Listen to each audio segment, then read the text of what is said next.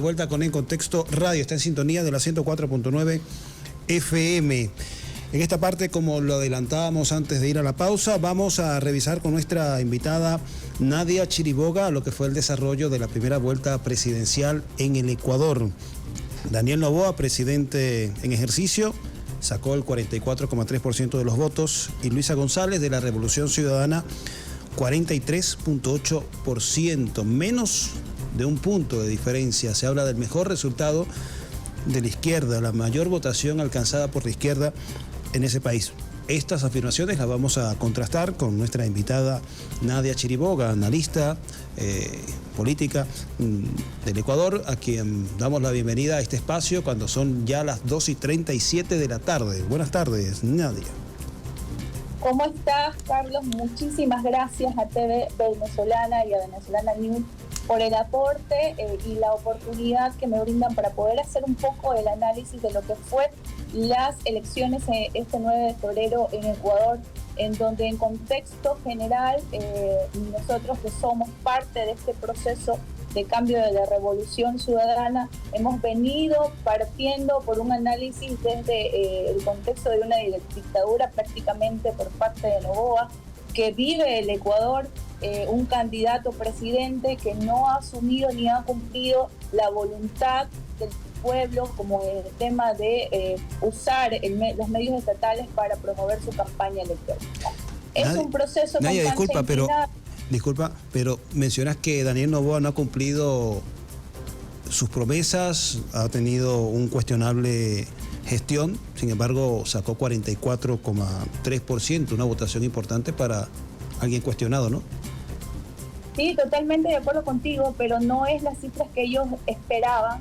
Okay. Querían un margen de error un poco más amplio, en donde ellos prácticamente con el poder institucional, el aparataje comunicacional, con una inversión de casi más de 2.5 millones de dólares asumidos en temas de redes sociales, Instagram, Facebook, tratando de posesionar un candidato que, como te mencionaba hace un momento, no ha cumplido con sus promesas de campaña, en donde ha permitido polarizar de forma permanente el odio en el Ecuador, y eso hace que la población se encuentre dividida en estos momentos.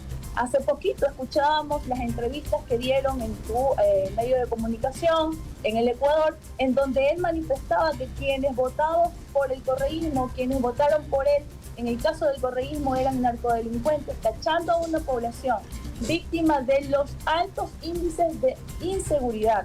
Nosotros cerramos este mes de enero y febrero como uno de los más sangrientos de la historia del Ecuador, tachando a esa población ecuatoriana, cansada de las extorsiones que vive en el Ecuador nuestros compatriotas, cansada de la falta de políticas públicas en temas de seguridad, de economía, cansadas de todas las mentiras que nos dijo durante su proceso de campaña. No le alcanzó para sacar una mayoría importante. Lo ha visto con preocupación. Hay un análisis y un conteo de voto a voto en este momento, en donde, como tú bien lo mencionabas, a partir de la 1 de la tarde aproximadamente, llevaban más del 99% de las actas escrutadas. Hay un 0.22 de diferencia que corresponde a no menos de 22.000 votos que los separan de nuestra candidata Luisa González, y es realmente preocupante para ellos. Nosotros estamos contentos, felices de que hay un despertar ciudadano, de que Luisa González, nuestra candidata a presidenta y futura también presidenta de los ecuatorianos, pasó su techo estipulado, que era el 37%, 33% que veníamos marcando en las elecciones pasadas, pero con una campaña con cancha inclinada, con una campaña con medios de comunicación, con títulos totalmente salidos de contexto a favor del candidato Noboa, con una utilización de todo el aparataje judicial, comunicacional del Estado. Entonces eso nos hace prever que hay un despertar ciudadano en donde ya no queremos más muertes, sino que queremos soluciones a estos procesos que han ido deteriorando no solamente a nuestro Ecuador, sino a la integridad, a ese síntoma de pertenencia de un Ecuador libre y soberano. Bien, 2:41 de la tarde, estamos conversando con Nadia Chiriboga, analista política, que nos está contextualizando sobre lo que fue la jornada de votación, la primera vuelta de la elección presidencial en el Ecuador. Daniel Noboa más votado con 44.3%, seguido de Luisa González, 43.8%. Se habla de un 0.22% de ventaja de Noboa, un resultado el cual estaría muy por debajo de lo esperado por Noboa y muy por encima de lo que estimaban las mediciones de la izquierda, de Luisa González, de la Revolución Ciudadana. Nadia, me gustaría también revisar contigo un poco también sobre la situación interna del Ecuador. Se habla y trasciende hasta acá el tema de la criminalidad y la aparente lucha contra la criminalidad de Noboa, la mano dura, pero también trasciende el deterioro de ciertos servicios públicos, como el caso de la electricidad, de apagones durante prolongadas horas durante el día. Esto como consecuencia de qué sería, por qué se está viviendo esta situación en el Ecuador. Es importante que las personas que nos escuchan conozcan sobre esta problemática, porque en el tema de seguridad, una situación importante que cabe destacar y resaltar. El presidente Daniel Noboa mandó un decreto a la Asamblea en donde permitía el aumento del IVA del 12 al 13%. Esto obviamente encarece no solamente la canasta familiar, sino que encarece también los servicios. Esto con el afán de implementar un plan Fénix, entre comillas, que nunca se implementó, ni siquiera se socializó ni se informó, y los resultados de ese déficit en aporte en temas de seguridad, mantenimiento de nuestras UPC que fueron construidas en el gobierno de Rafael Correa y que permitía a la Policía Nacional estar más cerca de la comunidad y justamente permitía también identificar estas zonas rojas de alto índice de delincuencia y tener un resguardo policial las 24 horas, que están completamente desmanteladas. La infraestructura, la parte de la operatividad del ECU 911 que se entrelazaba con la Policía Nacional y daba una eficaz atención al ciudadano o permitía de una u otra manera identificar los grupos vulnerables en el tema de seguridad, no se ha dado mantenimiento. En el tema de electricidad, nosotros tenemos una gran inversión en obra en hidroeléctricas, en termoeléctricas, en energía eólica, que era una nueva fuente de energía que se estaba implementando, la fotovoltaica, que permitía de una u otra forma garantizar que los ecuatorianos no sufriéramos de apagones, porque eso merma la economía. Los datos son reales, hay desempleo, hay índices de aumento de desempleo por el tema de los apagones, porque los medianos y pequeños empresarios, los microempresarios, no pueden sostener ni siquiera el alquiler de donde está su empresa, y peor aún, mantener los sueldos de los trabajadores, porque prácticamente con apagones de 14 horas, ¿cómo vas a producir? En ese contexto se hicieron algunas modificaciones. La bancada de la Revolución Ciudadana en la Asamblea Nacional se le brindó el apoyo a Daniel Noboa para que tenga todas las herramientas y pueda suplir esa necesidad del pueblo ecuatoriano, que pedía a gritos un cambio importante en temas de seguridad y en temas de energía eléctrica.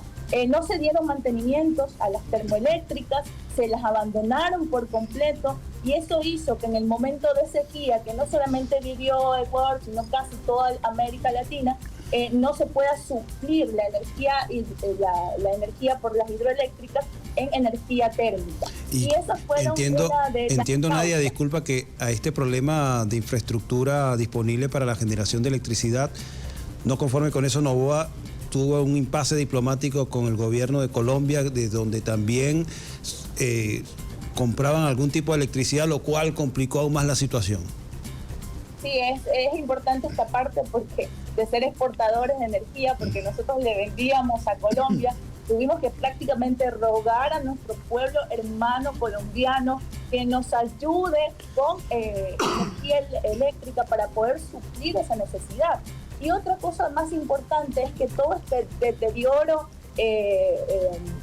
del gobierno en temas de electricidad nos hizo y le permitió al gobierno la contratación de barcazas, de 3 barcazas con contratos completamente cuestionables, lo que hizo encarecer más nuestra energía eléctrica, y ahora es el pueblo ecuatoriano que está teniendo las consecuencias en los altos costos de las facturas y de los productos. También mintió en el tema de que se iba a subsanar las planillas de energía eléctrica en los meses de diciembre, enero y febrero, y hasta la vez cumple con su promesa de campaña. Pero es tanto el odio que se ve reflejado, justo Carlos, en la votación del Ecuador, completamente dividida, con una asamblea prácticamente en estas nuevas elecciones bipartidistas. Te iba a preguntar justamente sobre eso, ¿cómo quedó la asamblea? Concentrada básicamente el poder entre nosotros, que somos parte de la Revolución Ciudadana, y el ADN, que es el poder político de Noboa. Más de 68 curules que alcanzó la Revolución Ciudadana, siendo la primera fuerza política, se están peleando voto a voto en la provincia de Pichincha nuevos curules para la asamblea en el caso de la Revolución Ciudadana, porque hay una inconsistencia de más de 2.000 actas que fueron reevaluadas y revaloradas en este proceso. 66 para ADN. Recuerden que este año se sube la cantidad de asambleístas que van a presidir la asamblea en el Ecuador. El año pasado eran 137, pero con el censo poblacional del 2022 y de acuerdo a la redistribución por cada 100.000 habitantes, se aumentó de 137 a 157 asambleístas, siendo entre ellos Esmeraldas, Guayaquil, Santo Domingo, Tungurahua, Orellana, Pichincha, los que aumentaron la cantidad poblacional y por ende el número de asambleístas. Entonces queda una asamblea completamente dividida, con 8 escaños aproximadamente repartidos entre los partidos de izquierda y derecha, como Pachacuti, como Partido Social Cristiano, como Sociedad Patriótica, que convergen no solamente en ideales distintos, pero creo que independientemente de eso, es el Ecuador que está completamente en un caos, está en terapia intensiva. Necesitamos revivirlo, y eso solamente lo podemos hacer unificando conceptos, criterios y definiendo el Ecuador que queremos para el futuro. Hablando del futuro, estamos conversando con Nadia Chiriboga. No es que vea el futuro, vamos a hablar de las próximas acciones, las estrategias que desde la Revolución Ciudadana se van a perfilar, tomando en cuenta este resultado que está muy por encima, sobrepasa las expectativas de la primera vuelta. Nos decía que estimaban un techo de 37% para Luisa González, y resulta que está rozando los 44 puntos. Está prácticamente una medición empatada con Daniel Noboa. En estas condiciones, hacia la segunda vuelta programada el 13 de abril, ¿quién tiene más posibilidades de sumar o configurar alianzas con el resto de los binomios que compitieron, que si bien representaron un poco más de 5-8% todos ellos? ¿Hacia dónde cree que se puedan decantar estas opciones? ¿Y qué posibilidad habría de que una vez que estas otras alternativas digan, bueno, apoyo a Luisa o apoyo a Daniel Noboa, esos votos se desplacen a cada una de esas alternativas que ya están polarizando la elección para la segunda vuelta? Antes de contestar tu pregunta, Carlos, también debemos precisar el tema del voto en el exterior. Nosotros, algunos países no lo tienen, pero nosotros tenemos representatividad en el exterior por medio de circunscripciones. Está la circunscripción netamente de Europa, está la circunscripción de Estados Unidos y está la circunscripción de América Latina. Son 6 representantes, 2 por cada circunscripción, que representan la voz del migrante. Nosotros tuvimos, como lo mencionamos desde el principio, cancha en contra en todos los aspectos. Dejaron de votar a la población de ecuatorianos en Venezuela, que representa más de 10.000 personas, ecuatorianos que viven en Venezuela, que no pudieron participar de este proceso político, democrático y establecido en la Constitución como derecho principal de los ecuatorianos para poder ejercer su voluntad del voto ciudadano. ¿Por qué no pudieron votar, Nadia? La desidia es un cálculo político, ya que el padrón de Venezuela representa un 30% de la votación a nivel de Latinoamérica, con el único objetivo de dejar sin representatividad por la Revolución Ciudadana nuestro curul y nuestra firme decisión y compromiso con los compatriotas acá en Latinoamérica en la Asamblea. Eso creo que fue mermado porque nosotros como movimiento hicimos una ruta y recorrido que ya veníamos haciendo hace 1 año y medio aproximadamente, en donde nos permitió estar con esa cercanía del pueblo en el exterior y ver sus necesidades. Falta de atención en los consulados, donde no podías sacar tu pasaporte o cédula si no tenías cita, y las citas las daban después de 3 meses. Todas esas falencias, todas esas situaciones que nosotros pudimos prever y ver y sentir y palpar en territorio, nos permitió tener una representatividad en América Latina, a pesar de la jugada táctica política del gobierno de Daniel Noboa, de no permitir a los ecuatorianos en Venezuela poder ejercer su derecho al voto, ya que representa el 30%, como lo mencioné hace un rato, de todo el padrón en Latinoamérica.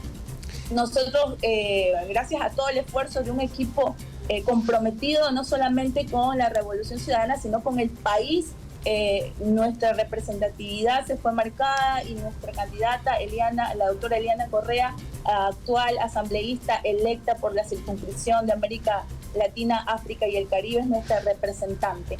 ¿Cuáles son los problemas a los que nos enfrentamos en el exterior?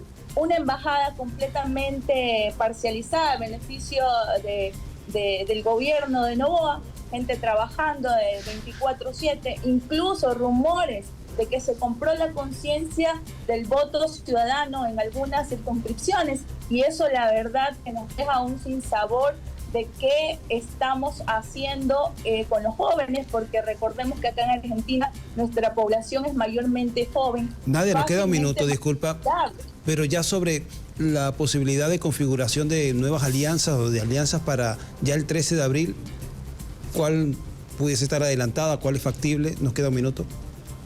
Sí, nosotros la verdad en ese ámbito estamos abiertos a todas las alianzas, a que se sumen los partidos políticos en donde la voluntad del pueblo ciudadano sea el beneficio de nuestra patria y de nuestro país, en donde se ponga en la mesa estatutos importantes para garantizar un Ecuador digno para los más de 18 millones de ecuatorianos que estamos. Lo ha dicho nuestra presidenta, estamos abiertos a que los demás partidos se involucren en este proceso, y durante el tiempo que resta antes de la campaña tendríamos en este caso la posibilidad de una alianza que permita resurgir el Ecuador y que ganemos en las próximas elecciones. Bien, elecciones programadas para el 13 de abril, segunda vuelta. Gracias a Nadia Chiriboga, analista político, quien nos estaba poniendo en contexto de lo que fue el desarrollo de la primera vuelta de las elecciones presidenciales, elecciones generales en el Ecuador. 43,8% de Luisa González en la segunda posición y solo 0,22% encima Daniel Noboa con 44,3%, presidente que busca la reelección. También nos mencionaba cómo quedó la distribución de las curules en la Asamblea, prácticamente 50-50 entre la Revolución Ciudadana y Acción Democrática Nacional. La Revolución Ciudadana con 68 asambleístas, 66 para el partido de Daniel Noboa. Y otros 23 escaños quedan repartidos en el resto de las organizaciones políticas que compitieron en esta jornada. Muchísimas gracias a Nadia Chiriboga, un gran saludo desde Caracas, Venezuela, y desde Venezuela News.